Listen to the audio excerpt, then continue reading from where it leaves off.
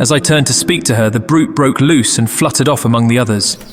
"Whatever were you doing with that bird, Jem?" says she. "Well, you said you'd give me one for Christmas, and I was feeling which was the fattest." "Oh, we've set yours aside for you. Jem's bird, we call it. It's the big white one over yonder. There's 26 of them, which makes one for you and one for us, and 2 dozen for the market." "Thank you, Maggie. But if it is all the same to you, I'd rather have that one I was handling just now." "The other is a good 3 pound heavier, and we fattened it expressly for you." "Never mind. I'll have the other and I'll take it now." "Oh, just as you like. Which is it you want, then?" "That white one with the barred tail, right in the middle of the flock." "Oh, very well. Kill it and take it with you." Welcome to Meteoread Audiobooks, your best companion, where classic tales are brought to life like never before. Step into the heart of the adventure of the Blue Carbuncle, one of Sir Arthur Conan Doyle's most intriguing tales, first published in 1892. During the holiday season, a priceless gemstone, the elusive Blue Carbuncle, turns up in the most unlikely place, inside a Christmas goose. Sherlock Holmes is soon on the trail, uncovering a strange mix of crime, chance, and misdirection in the bustling streets of London. Think of it as a Netflix show without the visuals. Now, dim the lights, settle in, and let the mystery sweep you off your feet. The game is on.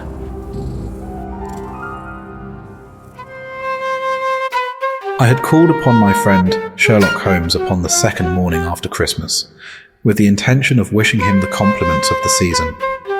He was lounging upon the sofa in a purple dressing gown, a pipe rack within his reach upon the right, and a pile of crumpled morning papers, evidently newly studied, near at hand. Beside the couch was a wooden chair, and on the angle of the back hung a very seedy and disreputable hard felt hat, much the worse for wear, and cracked in several places. A lens and a forceps lying upon the seat of the chair suggested that the hat had been suspended in this manner for the purpose of examination. "You're engaged. Perhaps I interrupt you?" "Not at all. I'm glad to have a friend with whom I can discuss my results. The matter is a perfectly trivial one." He jerked his thumb in the direction of the old hat. "But there are points in connection with it which are not entirely devoid of interest and even of instruction." I seated myself in his armchair and warmed my hands before his crackling fire, for a sharp frost had set in, and the windows were thick with the ice crystals. "I suppose that, homely as it looks, this thing has some deadly story linked onto it, that it is the clue which will guide you in the solution of some mystery and the punishment of some crime." No. No crime. Only one of those whimsical little incidents which will happen when you have 4 million human beings all jostling each other within the space of a few square miles.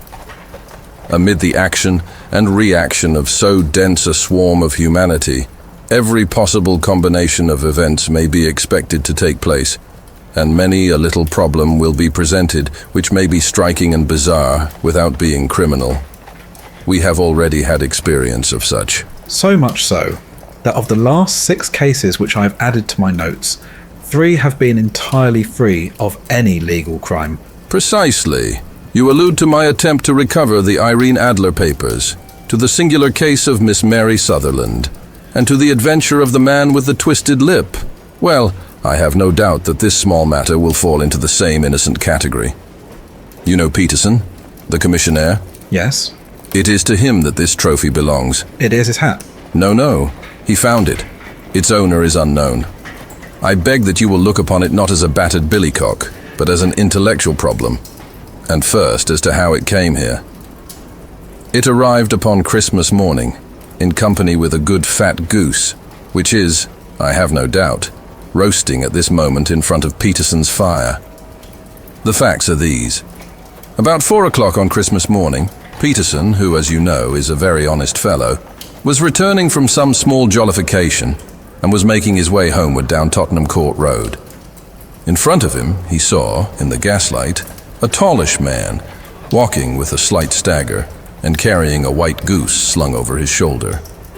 As he reached the corner of Goodge Street, a row broke out between this stranger and a little knot of roughs. One of the latter knocked off the man's hat, on which he raised his stick to defend himself and, swinging it over his head, smashed the shop window behind him. Peterson had rushed forward to protect the stranger from his assailants. But the man, shocked at having broken the window and seeing an official-looking person in uniform rushing towards him, dropped his goose, took to his heels, and vanished amid the labyrinth of small streets which lie at the back of Tottenham Court Road. The roughs had also fled at the appearance of Peterson, so that he was left in possession of the field of battle, and also of the spoils of victory in the shape of this battered hat and a most unimpeachable Christmas goose. Which surely he restored to their owner. My dear fellow, there lies the problem. It is true that "For Mrs. Henry Baker" was printed upon a small card which was tied to the bird's left leg, and it is also true that the initials HB are legible upon the lining of this hat. But as there are some thousands of Bakers, and some hundreds of Henry Bakers in this city of ours, it is not easy to restore lost property to any one of them. What then did Peterson do? He brought round both hat and goose to me on Christmas morning, knowing that even the smallest problems are of interest to me. The goose we retained until this morning, when there were signs that, in spite of the slight frost, it would be well that it should be eaten without unnecessary delay. Its finder has carried it off, therefore, to fulfill the ultimate destiny of a goose, while I continue to retain the hat of the unknown gentleman who lost his Christmas dinner. Did he not advertise? No. Then what clue could you have as to his identity? Only as much as we can deduce. From his hat? Precisely. But you are joking. What can you gather from this old battered felt? Here is my lens. You know my methods. What can you gather yourself as to the individuality of the man who has worn this article? I took the tattered object in my hands and turned it over rather ruefully. It was a very ordinary black hat of the usual round shape, hard and much the worse for wear. The lining had been of red silk, but was a good deal discoloured. There was no maker's name, but, as Holmes had remarked, the initials HB were scrawled upon one side. It was pierced in the brim for a hat securer, but the elastic was missing. For the rest, it was cracked, exceedingly dusty, and spotted in several places, although there seemed to have been some attempt to hide the discoloured patches by smearing them with ink. "I can see nothing," said I, handing it back to my friend. On the contrary, Watson, you can see everything. You fail, however, to reason from what you see. You are too timid in drawing your inferences. Then, pray tell me what it is that you can infer from this hat. He picked it up and gazed at it, in the peculiar introspective fashion which was characteristic of him. It is perhaps less suggestive than it might have been. And yet there are a few inferences which are very distinct, and a few others which represent at least a strong balance of probability. That the man was highly intellectual is of course obvious upon the face of it, and also that he was fairly well-to-do within the last 3 years, although he has now fallen upon evil days. He had foresight, but has less now than formerly, pointing to a moral retrogression, which, when taken with the decline of his fortunes, seems to indicate some evil influence, probably drink, at work upon him. This may account also for the obvious fact that his wife has ceased to love him. My dear Holmes, He has, however, retained some degree of self-respect. he continued, disregarding my remonstrance. He is a man who leads a sedentary life, goes out little, is out of training entirely, is middle-aged, has grizzled hair which he has had cut within the last few days, and which he anoints with lime cream. These are the more patent facts which are to be deduced from his hat. Also, by the way, that it is extremely improbable that he has gas laid on in his house. You are certainly joking, Holmes. Not in the least. Is it possible that even now, when I give you these results, you are unable to see how they are attained? I have no doubt that I'm very stupid, but I must confess that I'm unable to follow you. For example, how did you deduce that this man was intellectual? For answer, Holmes clapped the hat upon his head. It came right over the forehead and settled upon the bridge of his nose. It is a question of cubic capacity. A man with so large a brain must have something in it. The decline of his fortunes, then. This hat is 3 years old. These flat brims curled at the edge came in then. It is a hat of the very best quality. Look at the band of ribbed silk and the excellent lining. If this man could afford to buy so expensive a hat 3 years ago, and has had no hat since, then he has assuredly gone down in the world. Well, that is clear enough, certainly. But how about the foresight and the moral retrogression? Here is the foresight, said he, putting his finger upon the little disc and loop of the hat securer. They are never sold upon hats. If this man ordered one, it is a sign of a certain amount of foresight, since he went out of his way to take this precaution against the wind. But since we see that he has broken the elastic and has not troubled to replace it, it is obvious that he has less foresight now than formerly, which is a distinct proof of a weakening nature. On the other hand, he has endeavored to conceal some of these stains upon the felt by daubing them with ink, which is a sign that he has not entirely lost his self-respect. Your reasoning is certainly plausible. The further points, that he is middle-aged, that his hair is grizzled, that it has been recently cut, and that he uses lime cream, are all to be gathered from a close examination of the lower part of the lining. The lens discloses a large number of hair ends, clean cut by the scissors of the barber. They all appear to be adhesive, and there is a distinct odor of lime cream. This dust, you will observe, is not the gritty, grey dust of the street, but the fluffy brown dust of the house, showing that it has been hung up indoors most of the time, while the marks of moisture upon the inside are proof positive that the wearer perspired very freely, and could therefore hardly be in the best of training. But his wife, you said that she had ceased to love him. This hat has not been brushed for weeks. When I see you, my dear Watson, with a week's accumulation of dust upon your hat, and when your wife allows you to go out in such a state, I shall fear that you also have been unfortunate enough to lose your wife's affection. But he might be a bachelor. Nay, he was bringing home the goose as a peace offering to his wife. Remember the card upon the bird's leg. You have an answer to everything. But how on earth do you deduce that the gas is not laid on in his house? One tallow stain, or even two, might come by chance. But when I see no less than 5, I think that there can be little doubt that the individual must be brought into frequent contact with burning tallow. Walks upstairs at night probably with his hat in one hand and a guttering candle in the other. Anyhow, he never got tallow stains from a gas jet. Are you satisfied? Well, it is very ingenious, but since, as you said just now, there has been no crime committed and no harm done save the loss of a goose, all this seems to be rather a waste of energy. Sherlock Holmes had opened his mouth to reply when the door flew open, and Peterson, the commissionaire, rushed into the apartment with flushed cheeks and the face of a man who is dazed with astonishment. The goose, Mr. Holmes! The goose, sir! Eh? What of it then? Has it returned to life and flapped off through the kitchen window?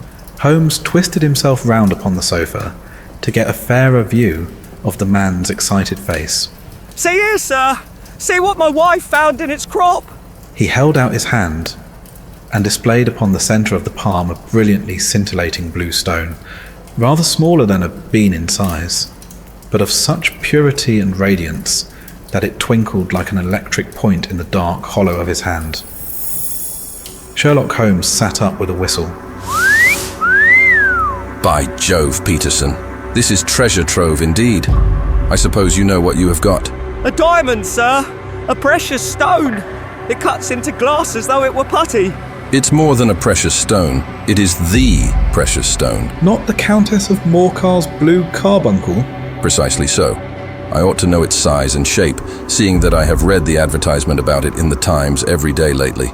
It is absolutely unique, and its value can only be conjectured. But the reward offered of £1,000 is certainly not within a 20th part of the market price. £1,000? Great Lord of mercy! The commissionaire plumped down into a chair and stared from one to the other of us. That is the reward, and I have reason to know that there are sentimental considerations in the background which would induce the Countess to part with half her fortune if she could but recover the gem. It was lost, if I remember right, at the Hotel Cosmopolitan. Precisely so. On December 22nd, just 5 days ago, John Horner, a plumber, was accused of having abstracted it from the lady's jewel case. The evidence against him was so strong that the case has been referred to the assizes.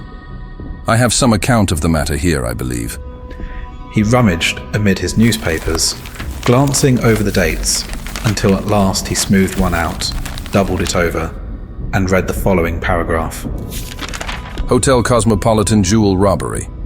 John Horner, 26, plumber, was brought up upon the charge of having upon the 22nd insta. Abstracted from the jewel case of the Countess of Morcar, the valuable gem known as the Blue Carbuncle.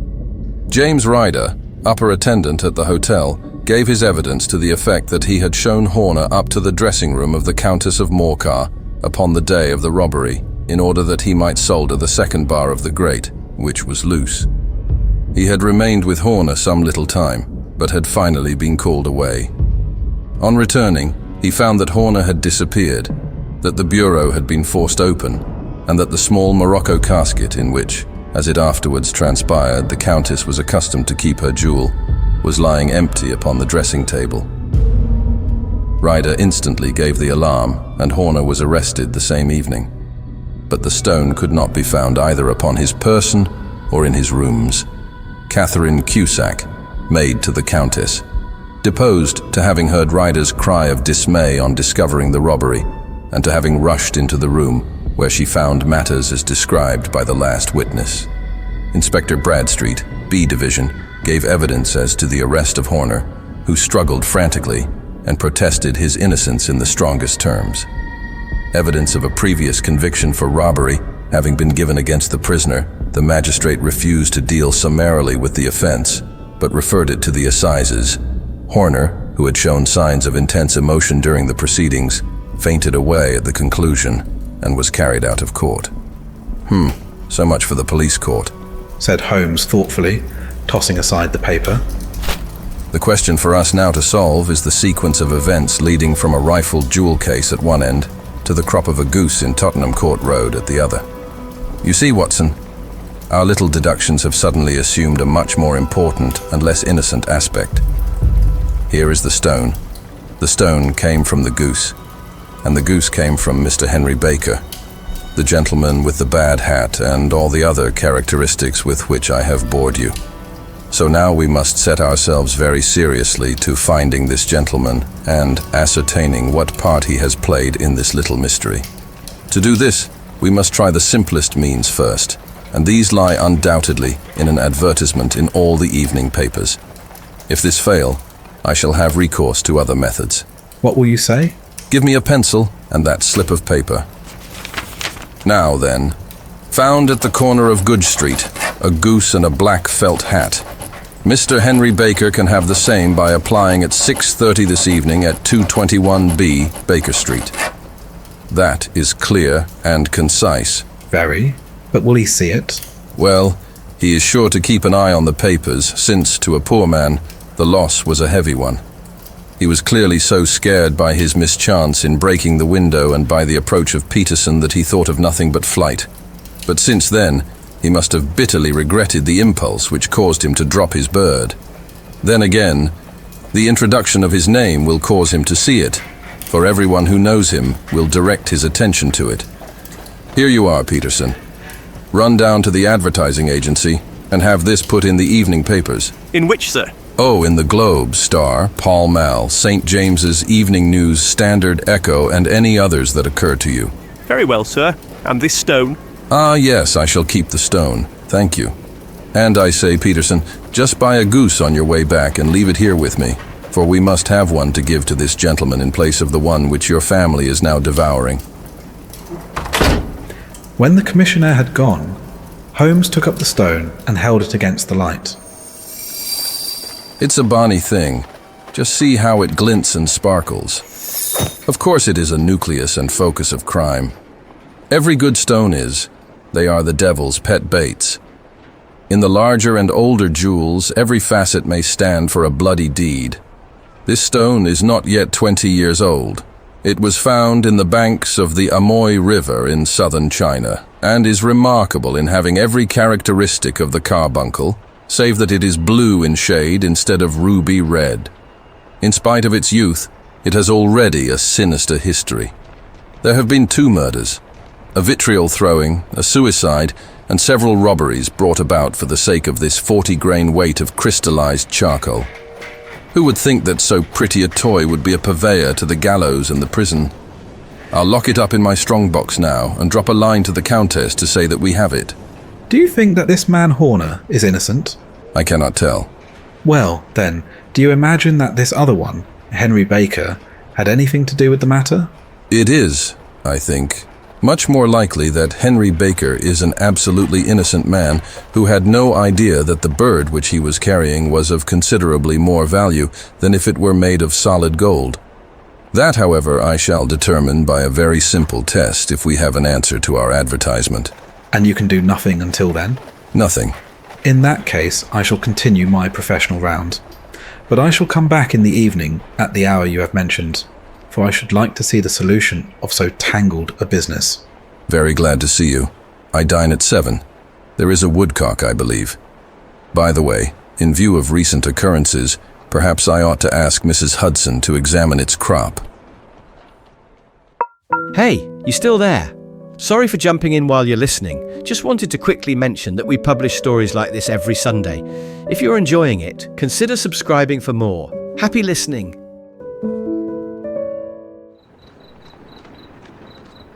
I had been delayed at a case, and it was a little after 6:30 when I found myself in Baker Street once more. As I approached the house, I saw a tall man in a Scotch bonnet, with a coat which was buttoned up to his chin, waiting outside in the bright semicircle which was thrown from the fanlight. Just as I arrived, the door was opened, and we were shown up together to Holmes's room. Mr. Henry Baker, I believe, said he, rising from his armchair and greeting his visitor with the easy air of geniality which he could so readily assume. Pray take this chair by the fire, Mr. Baker. It is a cold night, and I observe that your circulation is more adapted for summer than for winter. Ah, Watson, you have just come at the right time. Is that your hat, Mr. Baker? Yes, sir. That is undoubtedly my hat. He was a large man, with rounded shoulders, a massive head, and a broad, intelligent face, sloping down to a pointed beard of grizzled brown. A touch of red in nose and cheeks, with a slight tremor of his extended hand, recalled Holmes's surmise as to his habits. His rusty black frock coat was buttoned right up in front, with the collar turned up, and his lank wrists protruded from his sleeves without a sign of cuff or shirt. He spoke in a slow, staccato fashion, choosing his words with care, and gave the impression generally of a man of learning and letters who had had ill usage at the hands of fortune. We have retained these things for some days because we expected to see an advertisement from you giving your address. I am at a loss to know now why you did not advertise. Our visitor gave a rather shamefaced laugh. Shillings have not been so plentiful with me as they once were. I had no doubt that the gang of roughs who assaulted me had carried off both my hat and the bird. I did not care to spend more money in a hopeless attempt at recovering them. Very naturally. By the way, about the bird, we were compelled to eat it. To eat it? Our visitor half rose from his chair in his excitement. Yes, it would have been of no use to anyone had we not done so. But I presume that this other goose upon the sideboard, which is about the same weight and perfectly fresh, will answer your purpose equally well. Oh, certainly, certainly. Of course. We still have the feathers, legs, crop, and so on of your own bird, so if you wish... They might be useful to me as relics of my adventure. But beyond that, I can hardly see what use the disjecta member of my late acquaintance are going to be to me. No, sir. I think that with your permission, I will confine my attentions to the excellent bird which I perceive upon the sideboard. Sherlock Holmes glanced sharply across at me with a slight shrug of his shoulders. There is your hat, then, and there your bird. By the way, would it bore you to tell me where you got the other one from? I am somewhat of a fowl fancier, and I have seldom seen a better-grown goose. Certainly, sir, said Baker, who had risen and tucked his newly gained property under his arm. There are a few of us who frequent the Alpha Inn near the museum. We are to be found in the museum itself during the day, you understand. This year, our good host, Windigate by name, instituted a goose club by which, on consideration of some few pence every week, we were each to receive a bird at Christmas. My pence were duly paid, and the rest is familiar to you. I'm much indebted to you, sir, for a Scotch bonnet is fitted neither to my years nor my gravity. With a comical pomposity of manner, he bowed solemnly to both of us and strode off upon his way. So much for Mr. Henry Baker, said Holmes when he had closed the door behind him. It is quite certain that he knows nothing whatever about the matter. Are you hungry, Watson? Not particularly. Then I suggest that we turn our dinner into a supper and follow up this clue while it is still hot. By all means. It was a bitter night, so we drew on our ulsters and wrapped cravats about our throats. Outside, the stars were shining coldly in a cloudless sky, and the breath of the passers-by blew out into smoke like so many pistol shots. Our footfalls rang out crisply and loudly as we swung through the Doctor's Quarter, Wimpole Street, Harley Street, and so through Wigmore Street into Oxford Street. In a quarter of an hour we were in Bloomsbury at the Alpha Inn, which is a small public house at the corner of one of the streets which runs down into Holborn. Holmes pushed open the door of the private bar and ordered 2 glasses of beer from the ruddy-faced, white-aproned landlord. Your beer should be excellent if it is as good as your geese. My geese? The man seemed surprised. Yes. I was speaking only half an hour ago to Mr. Henry Baker, who was a member of your goose club. Ah, yes, I see. But you see, sir, them's not our geese. Indeed. Whose then? Well, I got the 2 dozen from a salesman in Covent Garden. Indeed. Ah, I know some of them. Which was it? Breckenridge is his name. Ah, I don't know him. Well, here's your good health, landlord, and prosperity to your house. Good night. Now for Mr. Breckenridge, he continued, buttoning up his coat as we came out into the frosty air. Remember, Watson, that though we have so homely a thing as a goose at one end of this chain, we have at the other a man who will certainly get 7 years penal servitude unless we can establish his innocence. It is possible that our inquiry may but confirm his guilt, but in any case, we have a line of investigation which has been missed by the police, and which a singular chance has placed in our hands. Let us follow it out to the bitter end. Faces to the south, then, and quick march. We passed across Holborn, down Endale Street, and so through a zigzag of slums to Covent Garden Market. One of the largest stalls bore the name of Breckenridge upon it, and the proprietor, a horsey-looking man, with a sharp face and trim side whiskers, was helping a boy to put up the shutters. Good evening. It's a cold night. The salesman nodded and shot a questioning glance at my companion. Sold out of geese, I see, continued Holmes, pointing at the bare slabs of marble. Let you have 500 tomorrow morning. That's no good. Well, there are some on the stall with the gas flare. Ah, but I was recommended to you. Who by? The landlord of the Alpha. Oh yes, I sent him a couple of dozen. Fine birds they were too. Now where did you get them from? To my surprise, the question provoked a burst of anger from the salesman. Now then, mister, what are you driving at? Let's have it straight now. It is straight enough. I should like to know who sold you the geese which you supplied to the Alpha. Well then, I shan't tell you, so now. Oh, it is a matter of no importance, but I don't know why you should be so warm over such a trifle. Warm? You'd be as warm maybe if you were as pestered as I am. When I pay good money for a good article, there should be an end of the business. But it's, where are the geese? And who did you sell the geese to? And what will you take for the geese? One would think they were the only geese in the world to hear the fuss that is made over them. Well, I have no connection with any other people who have been making inquiries. If you won't tell us, the bet is off, that is all. But I'm always ready to back my opinion on a matter of fowls, and I have a $5 on it that the bird I ate is country bred. Well then, you've lost your $5, for it's town bred. It's nothing of the kind. I say it is. I don't believe it. Do you think you know more about fowls than I, who have handled them ever since I was a nipper? I tell you, all those birds that went to the Alpha were town bred. You'll never persuade me to believe that. Will you bet then? It's merely taking your money, for I know that I am right. But I'll have a sovereign on with you, just to teach you not to be obstinate. Bring me the books, Bill. The small boy brought round a small, thin volume and a great, greasy-backed one, laying them out together beneath the hanging lamp. Now then, Mr. Cocksure, I thought that I was out of geese, but before I finish, you'll find that there is still one left in my shop. You see this little book? Well? That's the list of the folk from whom I buy. Do you see? Well then, here on this page are the country folk, and the numbers after their names are where their accounts are in the big ledger. Now then, you see this other page in red ink? Well, that is a list of my town suppliers. Now look at that third name, just read it out to me. Mrs. Oakshott, 117 Brixton Road, 249. Quite so, now turn that up in the ledger. Holmes turned to the page indicated. Here you are. Mrs. Oakshott, 117 Brixton Road, Egg and Poultry Supplier. Now then, what's the last entry? December 22nd. 24 geese at 7 shillings 6 pence. Quite so. There you are. And underneath? Sold to Mr. Windigate of the Alpha at 12 shillings. What have you to say now? Sherlock Holmes looked deeply chagrined. He drew a sovereign from his pocket and threw it down upon the slab, turning away with the air of a man whose disgust is too deep for words. A few yards off, he stopped under a lamppost and laughed in the hearty, noiseless fashion which was peculiar to him. When you see a man with whiskers of that cut and the pink un protruding out of his pocket, you can always draw him by a bet.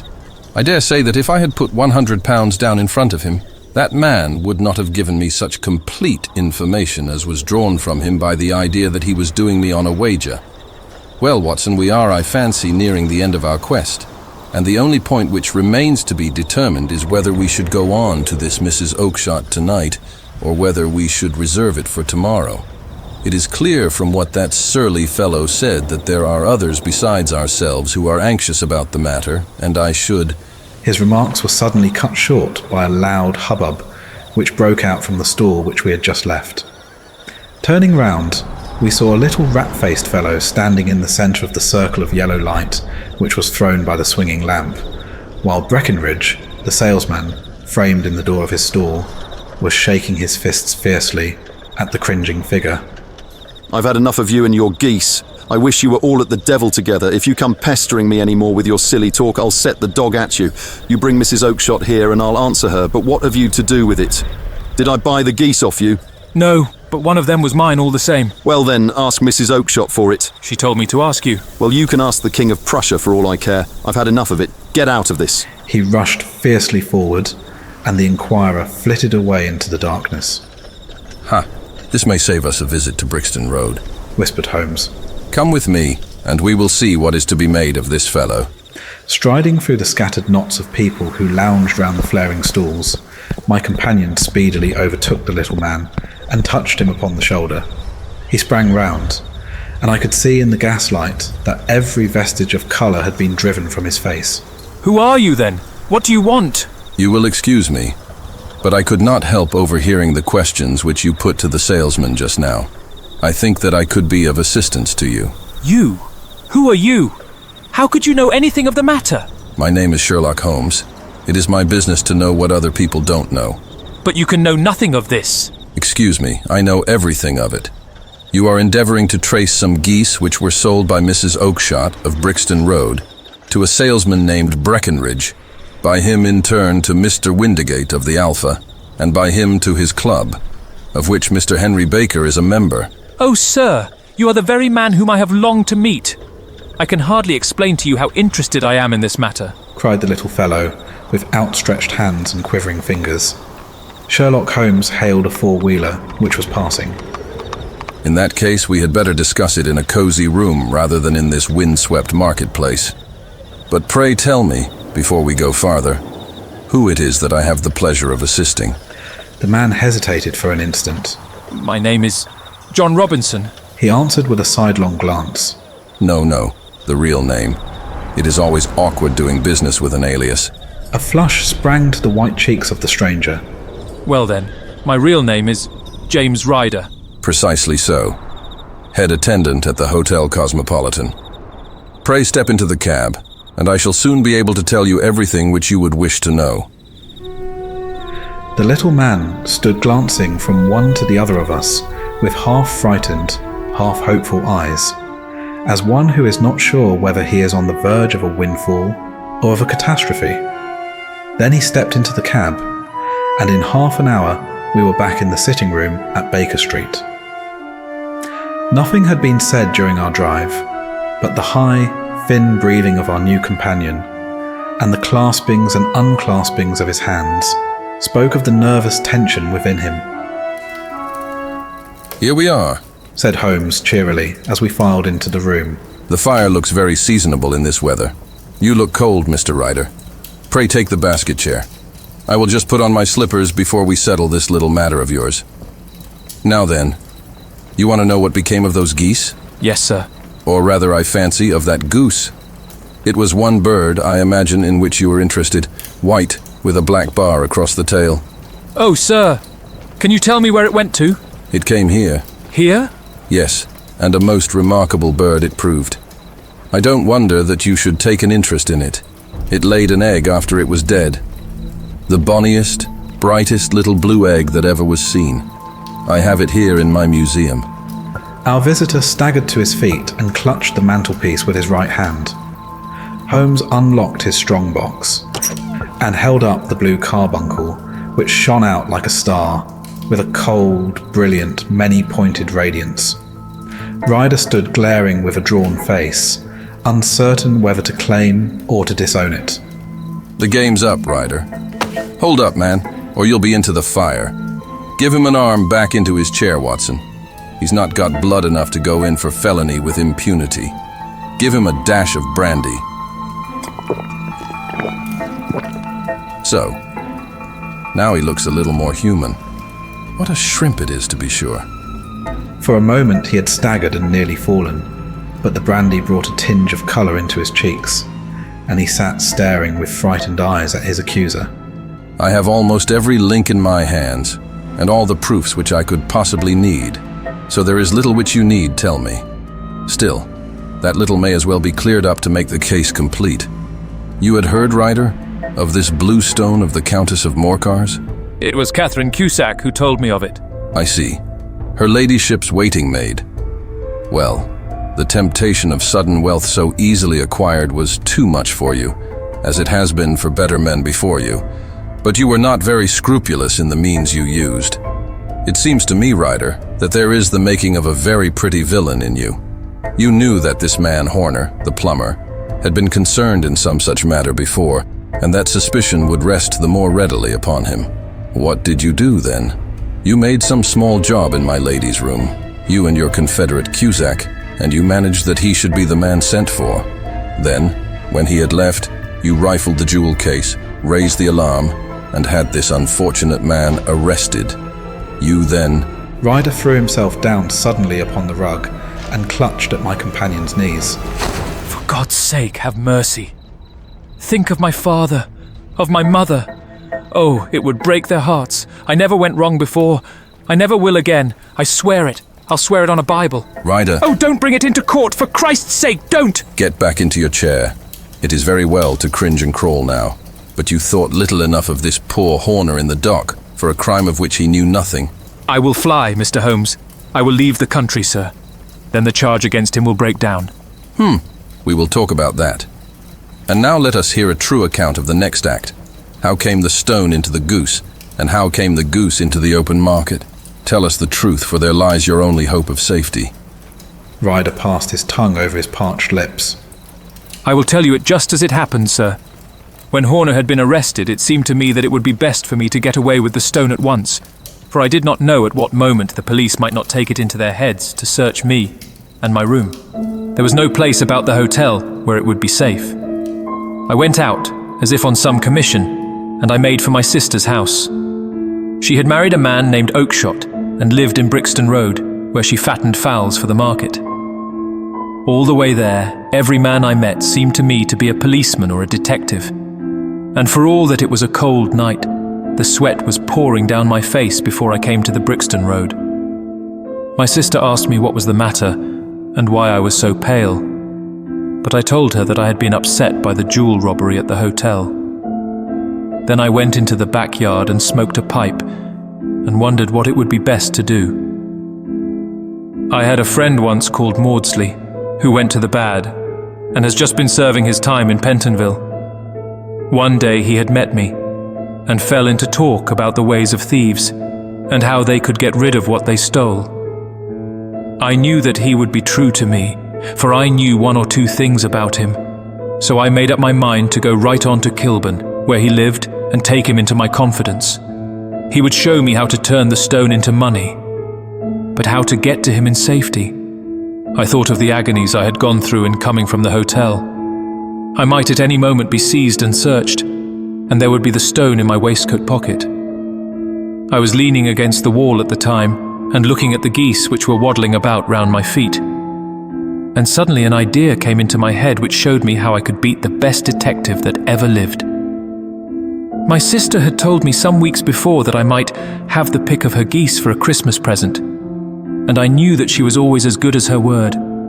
I would take my goose now, and in it I would carry my stone to Kilburn. There was a little shed in the yard, and behind this I drove one of the birds, a fine big one, white, with a barred tail. I caught it, and prying its bill open, I thrust the stone down its throat as far as my finger could reach. The bird gave a gulp, and I felt the stone pass along its gullet and down into its crop. But the creature flapped and struggled, and out came my sister to know what was the matter. As I turned to speak to her, the brute broke loose and fluttered off among the others. Whatever were you doing with that bird, Jem? Says she. Well, you said you'd give me one for Christmas, and I was feeling which was the fattest. Oh, we've set yours aside for you. Jem's bird, we call it. It's the big white one over yonder. There's 26 of them, which makes one for you and one for us, and 24 for the market. Thank you, Maggie. But if it is all the same to you, I'd rather have that one I was handling just now. The other is a good 3 pound heavier, and we fattened it expressly for you. Never mind. I'll have the other and I'll take it now. Oh, just as you like. Which is it you want then? That white one with the barred tail, right in the middle of the flock. Oh, very well. Kill it and take it with you. Well, I did what she said, Mr. Holmes, and I carried the bird all the way to Kilburn. I told my pal what I had done, for he was a man that it was easy to tell a thing like that to. He laughed until he choked, and we got a knife and opened the goose. My heart turned to water, for there was no sign of the stone, and I knew that some terrible mistake had occurred. I left the bird, rushed back to my sister's, and hurried into the backyard. There was not a bird to be seen there. "Where are they all, Maggie?" I cried. Gone to the dealers, Jem. Which dealers? Breckenridge, of Covent Garden. But was there another with a barred tail? The same as the one I chose? Yes, Jem. There were 2 barred-tailed ones, and I could never tell them apart. Well then, of course I saw it all, and I ran off as hard as my feet would carry me to this man Breckenridge. But he had sold the lot at once, and not one word would he tell me as to where they had gone. You heard him yourselves tonight. Well, he has always answered me like that. My sister thinks that I am going mad. Sometimes I think that I am myself. And now I am myself a branded thief, without ever having touched the wealth for which I sold my character. God help me. God help me. Oh God. There was a long silence, broken only by his heavy breathing and by the measured tapping of Sherlock Holmes' fingertips upon the edge of the table. Then my friend rose and threw open the door. Get out! What, sir? Oh, heaven bless you, I'm in your... No more words. Get out! And no more words were needed. There was a rush, a clatter upon the stairs, the bang of a door, and the crisp rattle of running footfalls from the street. After all, Watson, said Holmes, reaching up his hand for his clay pipe. I am not retained by the police to supply their deficiencies.